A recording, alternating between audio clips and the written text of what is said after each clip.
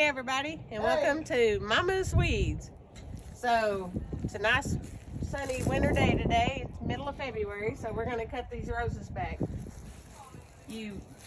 What you're doing is eliminating the legginess.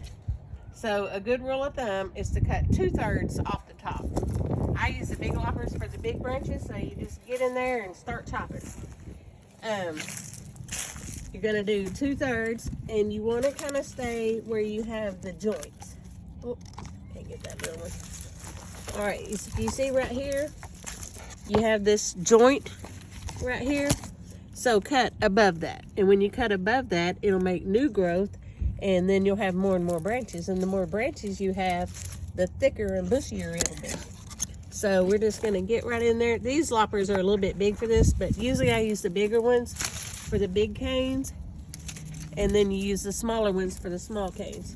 Now these great big canes right here, ouch, stickers, these big canes, just cut them out. Just get in there and chop it down. If you have any dead stems, just cut them down at the ground. That's where you want to get rid of those, so you don't have ugly brown in the middle of your roses. So we're just going to kind of, these are all smaller branches, so I'm just going to use my kitchen scissors right here so I can get in there and fine tune it.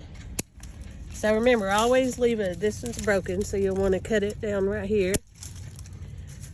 And what's going to happen is it's just going to flourish out. And you'll probably be like, oh my word, she's butchering it. But I'm telling you, see, it's already got a little bit of new growth on here. See down in here? So that little new growth, it'll just fill in and make a really nice shrub for you. And that's all you do. Some people take cuttings off of these. I've never had much success on the cuttings from the winter. More like the early spring with the softwood cuttings. But, and don't worry, it's gonna come right on back as pretty as ever.